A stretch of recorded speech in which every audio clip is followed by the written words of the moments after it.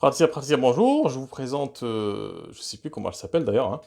C'est le jouet de ma fille. Aujourd'hui, elle va nous parler un petit peu de la création d'une offre irrésistible et elle va nous accompagner tout au long de cette vidéo. Donc, avant d'oublier, attends, je fais la mise au point quand même. Hop, voilà. Avant de commencer, pensez à vous inscrire, à vous abonner à la page pour ne rater aucune notification sur les vidéos à venir et puis à me laisser vos commentaires au fur et à mesure du déroulement de cette vidéo. Alors, comment créer une offre irrésistible? Alors, je vais prendre, on va l'appeler Sophie. Bon, on va commencer avec Sophie. Alors, comment Sophie va nous aider à créer une offre irrésistible quand on est praticien en thérapie brève? Mince, je lui ai arraché un truc. Alors, comment fait Sophie? Comment fait Sophie pour que, quand je vais avec ma fille en magasin, ma fille change complètement, devient complètement hystérique et me réclame Sophie. Alors, il y a la couleur, il y a les cheveux, et plus important que ça, c'est juste, bon, c'est-à-dire, techniquement, c'est un bout de plastique, hein, y a rien d'autre, hein, c'est des bouts de plastique assemblés avec des couleurs différentes, mais au-delà de ça, ce bout de plastique-là, Sophie, donc c'est différentes pièces qui ont été manufacturées peut-être à des endroits différents. Ça demande quand même de l'expertise, ça demande quand même une compétence pour faire ça.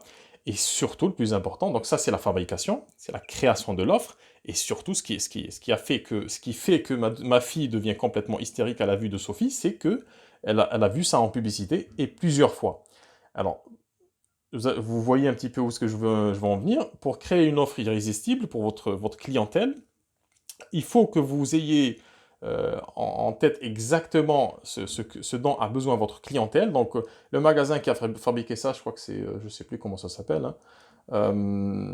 Ça me reviendra sûrement, hein. Donc, le magasin, donc l'usine qui a fabriqué ça, donc il y a une étude qui a été faite au préalable pour vendre ça. Comment ils ont fait? Ils ont créé ce qu'on appelle dans le web marketing, donc c'est un lead magnet, c'est un aimant à prospect. Donc, comment ils ont fait pour attraper, donc capturer l'attention de ma fille et de toutes les filles qui aiment ce genre de jouets? C'est qu'ils ont créé un dessin animé ou un film, ils en ont fait la promotion, ils ont créé une histoire, c'est du storytelling, ils ont créé une histoire autour de ce personnage-là, de ces personnages-là, parce elle en a pas mal, hein.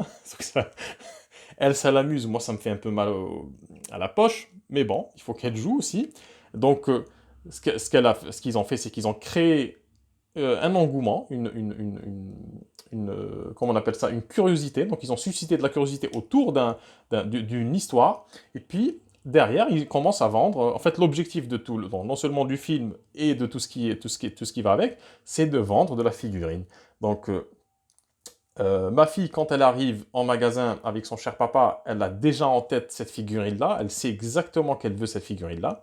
Et puis, en fait, l'acte d'achat, en fait, va, si vous voulez, euh, la consommation de ce produit-là va ponctuer, en fait, peut-être plusieurs semaines de travail, parce qu'ils l'ont travaillé au corps, quoi, c'est du corps à corps, hein, ils l'ont travaillé de manière très régulière.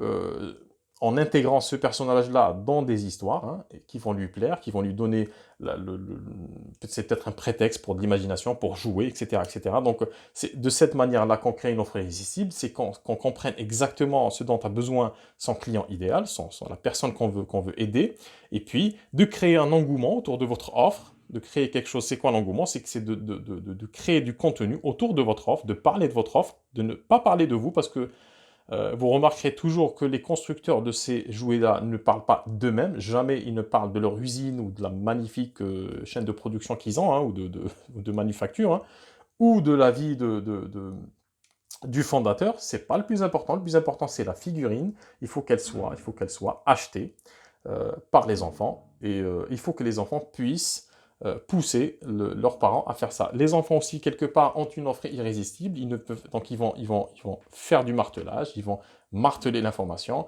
ils vont essayer plusieurs méthodes pour que le parent cède, et au final, les parents cèdent parce qu'ils sont irrésistibles, les gosses. Donc, ils ont quelque chose, en fait, ils savent y faire pour...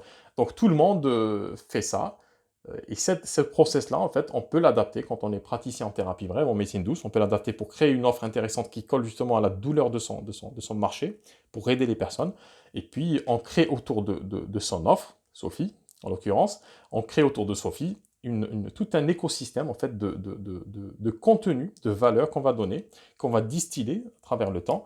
Puis les gens, ils vont s'habituer à votre contenu, à votre présence, à votre personne, à votre voix, à votre image. Et c'est beaucoup plus facile et simple pour eux, c'est beaucoup moins compliqué, ils ont moins d'objections à passer à l'achat. Et le jour où ils ont besoin vraiment de changer quelque chose dans leur vie, ben, ils vont prendre le téléphone, ils vont vous appeler, parce que ils ont déjà bénéficié de votre storytelling, de votre histoire, de ce que vous racontez. Donc, quand vous voulez développer votre activité, pensez Sophie, c'est très important. Voilà. Elle est pas mal quand même. Donc, c'est une viking, il me semble. Donc, pensez à créer une histoire autour de votre activité, autour de votre offre.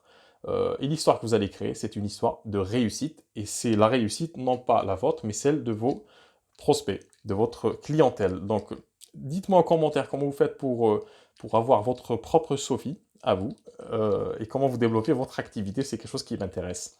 Je vous dis à bientôt et puis prenez soin de vous. Au revoir.